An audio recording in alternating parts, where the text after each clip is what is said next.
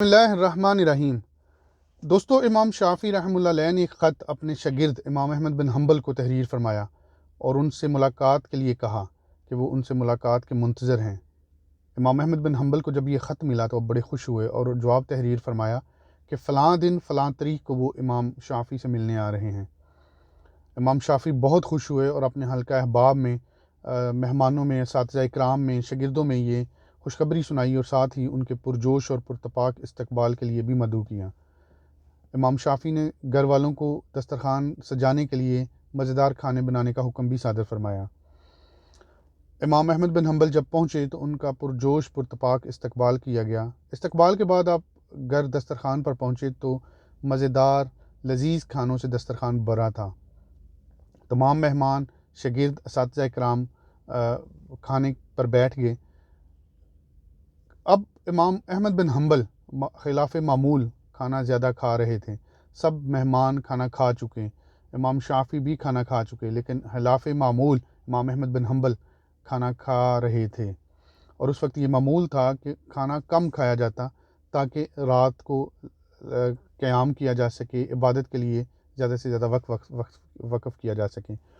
جب مہمانوں نے یہ امام احمد بن حنبل کی حالت دیکھی تو کیا سرائیاں شروع کیں کہ شاید اب ان سے یہ عبادت نہ ہو سکے گی اور لیل القیام جو ہے وہ نہیں کر سکیں گے۔ جب کھانا ختم کیا امام احمد بن حنبل نے تو اپنے کمرے میں گئے تو گھر والوں نے ان کے کمرے میں پانی کا گڑا، ساتھ لوٹا اور ساتھ جانماز بھی رکھ دیا تاکہ رات کو تہجد کے لیے اٹھیں گے تو ان کو ان چیزوں کی ضرورت پڑے گی۔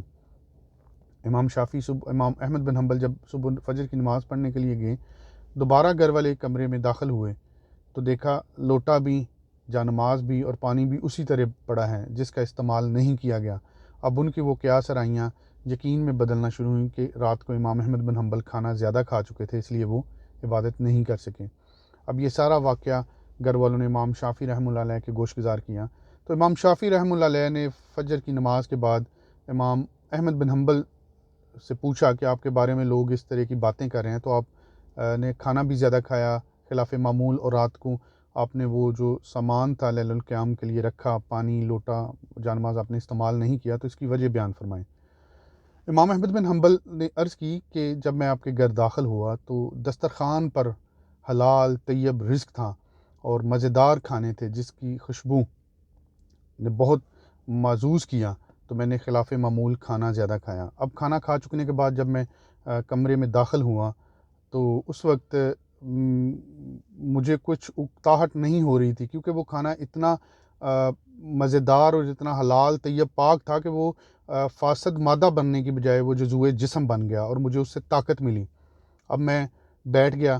اب میں بیٹھتے بیٹھتے فتاویٰ سوچنے اور لکھنے شروع کیے اور میں نے رات بھر 101 فتاویٰ تحریر فرمائے جو میں نے زندگی میں کبھی بھی اس طرح جاگ کر کبھی تحریر نہیں فرمائے۔ اور اسی اثناء میں مجھے فجر کی اذان سنائی دی۔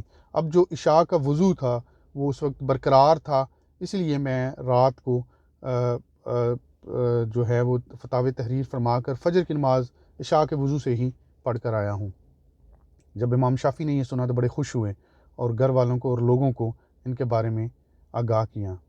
دوستو، جب ہم کسی کے بارے میں قیاس رائے کرتے ہیں کہ فلاں نماز نہیں پڑھ کے آیا، فلاں کے کپڑے شاید گندے ہیں، فلاں کی حالت ایسی ہے، فلاں اس طرح ہے، تو قیاس رائیوں سے بچنا چاہیے۔ ہو سکتا ہے اگلا بندہ جس کے بارے میں آپ قیاس رائی کر رہے ہیں وہ آپ سے معتبر اور معزز ہو اور اللہ کے حضور وہ سب سے زیادہ عزیز اور پیارا ہو۔ اللہ پاک ہمیں قیاس رائیوں اور بدگمانیوں سے بچنے کی توفیق عطا فرمائے۔ السلام علیکم ورحمۃ اللہ وبرکاتہ۔